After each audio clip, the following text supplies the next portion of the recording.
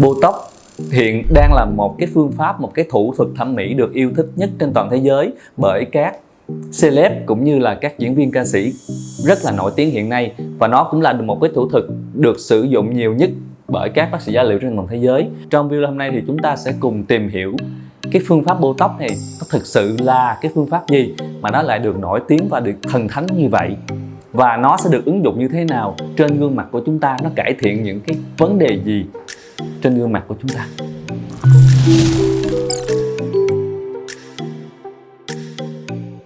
Xin tự giới thiệu, mình là bác sĩ Minh Hiếu, bác sĩ thẩm mỹ nội khoa, và trong video hôm nay thì chúng ta sẽ nói đôi điều về Botox và những cái ứng dụng của nó trong thẩm mỹ nội khoa. Đầu tiên, Botox chỉ là tên thương mại, một cái tên mà chúng ta gọi của một cái nhãn hàng nào đó thôi, chứ thực ra Botox nó là chất độc thần kinh được gọi với cái tên là botulinum toxin.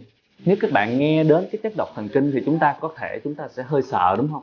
Nhưng thực ra khi mà chúng ta tiêm một cái lượng vừa đủ cái chất độc thần kinh này vào cái cơ, hoặc là vào một số cái cơ quan, một số cái nơi mà chúng ta muốn cải thiện trên gương mặt đó, thì nó sẽ làm suy giảm cái hoạt động của cái cơ hoặc là những cái chỗ đó trên gương mặt.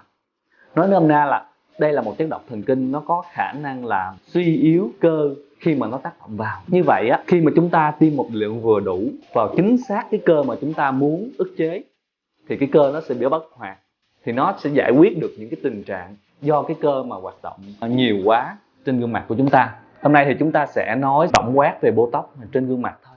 Mình sẽ không nói đến những cái phương pháp Botox nâng cao khác để điều trị những cái phần khiếm khuyết trên cơ thể nha. Thì các bạn cũng biết á, cái cơ mặt của chúng ta rất là nhiều, nó biểu cảm trên gương mặt của chúng ta rất là nhiều sắc thái cảm xúc. Tuy nhiên khi mà chúng ta biểu cảm quá nhiều, có nghĩa là cái cơ hoạt động quá nhiều, thì nó sẽ xảy ra một cái vấn đề là xuất hiện những cái nếp nhăn động trên da của chúng ta, tạo ra do cái sự co cơ. Mình sẽ ví dụ đơn giản cho các bạn dễ hiểu.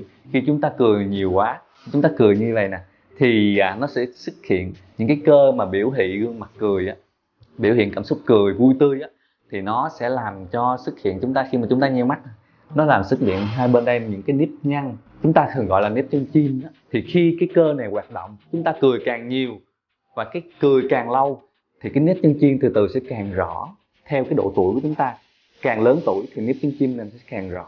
Như vậy á, cái nguồn gốc của cái vết chân chim này đó chính là sự co cơ vùng mắt. Để giải quyết triệt để cái nếp chân chim, để giải quyết hiệu quả cái nếp chân chim do tuổi tác, do khi chúng ta cười nhiều quá, thì chúng ta chỉ cần dùng cái Botox này, chúng ta tiêm vào ngay chính xác cái nơi mà cái cơ vùng mắt này nó tạo nên cái nếp nhăn, thì như vậy chúng ta sẽ giải quyết được cái nếp nhăn đuôi mắt, mà chúng ta không cần phải làm những cái phương pháp gì quá gọi là phức tạp. Sẵn đây thì mình cũng mình sẽ nhắc các bạn một vấn đề như thế này.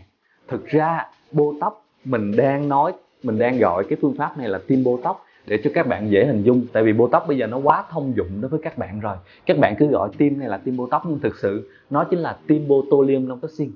Nhưng mình xin phép mình gọi là tiêm Botox để cho gần gũi, và thực sự là để cho mình nói cho nó dễ.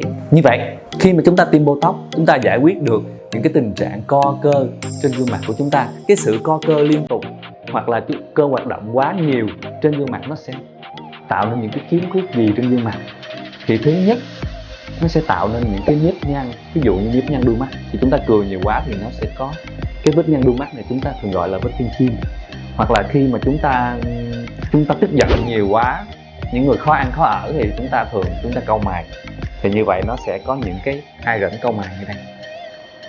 Hoặc là chúng ta biểu thị cái sự ngạc nhiên nhiều quá, nghe một người chúng ta dễ dãi, chúng ta dễ dụ quá, cái bị người ta dụ nhiều quá, chúng ta ngạc nhiên, rất là nhướng, chúng ta nhướng mày như vậy, thì như vậy nó sẽ tạo thành những cái nếp nhăn trán. Như vậy Botox nó sẽ giải quyết triệt để những vấn đề này. Có nghĩa là khi chúng ta bất hoạt được những cái vấn đề về các cơ để biểu thị cảm xúc, thì cái vấn đề nếp nhăn nó sẽ giải quyết gần như là triệt để, khoảng 80-90%.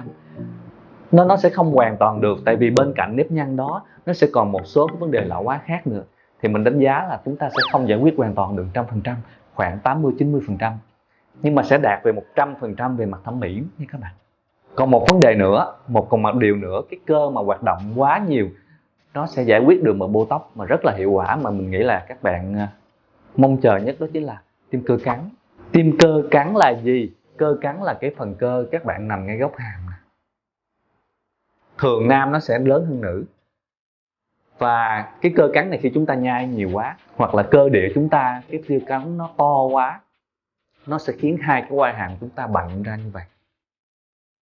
Thì theo cái quan điểm thẩm mỹ hiện nay thì các bạn fan K-pop nhiều á, thì chúng ta sẽ thích cái gương mặt V-line.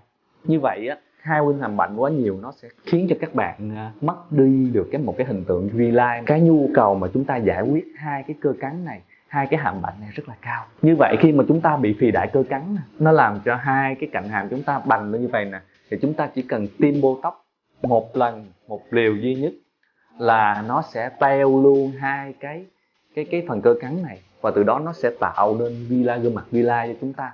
Và cái V-line này nó rất là rõ, chúng ta sẽ thấy sự khác biệt rất là rõ. Và đây cũng là một trong những cái ứng dụng hàng đầu mà chỉ Botox làm được, mà những cái phương pháp khác ví dụ như phẫu thuật sẽ khó làm được, hoặc là chúng ta sẽ cần những phương pháp phức tạp hơn, ví dụ như đại phẫu. Như vậy tóm lại á, cái Botox nó giải quyết được rất là nhiều cái vấn đề trên gương mặt của chúng ta, đặc biệt là những cái nếp nhăn đuôi mắt, nếp nhăn cau mày, nếp nhăn vùng trán, hoặc là cái vùng to cái cơ cắn này, nó làm quai hàm chúng ta bặn hơn.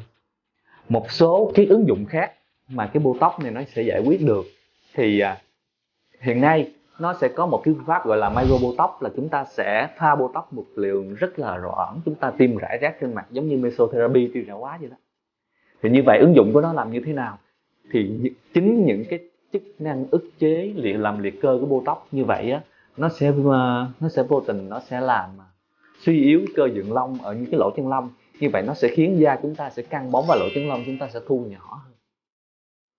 Hoặc là một số trường hợp thì chúng ta có thể tiêm Botox phối hợp trong điều trị cái micro nếp, là cái rãnh ở đây nè các bạn.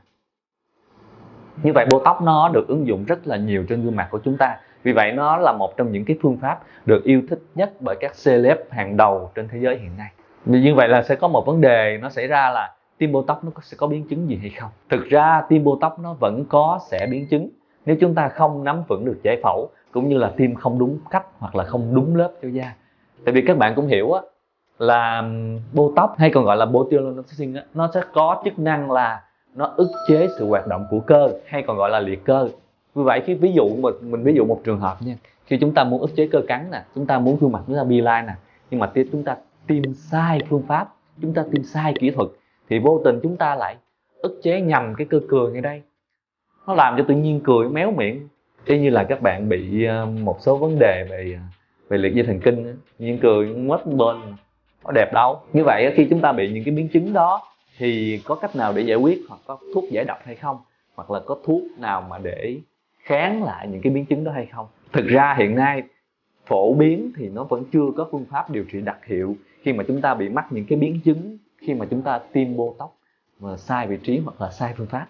Tuy nhiên có một tin mừng rằng qua sau khoảng thời gian thì cái biến chứng này nó sẽ hồi phục lại với tình trạng ban đầu của các bạn. Ví dụ như nó liệt cái cơ cười, nó làm chúng ta cười bị méo miệng như nè, sau một thời gian cũng tương đối là không ngắn thì chúng ta sẽ hồi phục được cái cơ đó thôi.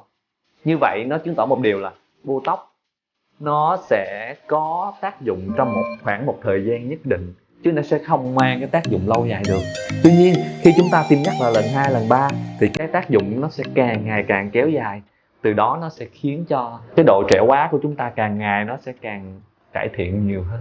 Rồi, như vậy là hôm nay chúng ta đã nói sơ lược và cơ bản về ứng dụng của Botox, và cũng như là chúng ta đã hiểu một phần Botox nó là cái gì rồi.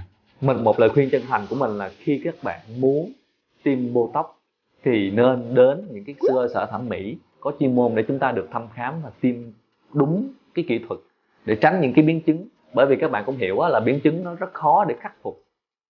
Chúng ta phải chờ một thời gian cũng tương đối dài thì biến chứng nó mới quay trở lại bình thường. Vì vậy tốt nhất là, theo quan điểm của mình là phòng bệnh hơn chữa bệnh, thì chúng ta nên đến những cái cơ sở thẩm mỹ uy tín, chuyên nghiệp và có chuyên môn để chúng ta tiêm Botox. Một điều này hơi nhạy cảm, nhưng mình mong là các bạn sẽ có một cái lựa chọn thông minh, đúng đắn để chúng ta tránh những cái biến chứng, những cái rủi ro trên gương mặt của chúng ta. Cảm ơn các bạn đã quan tâm và theo dõi video.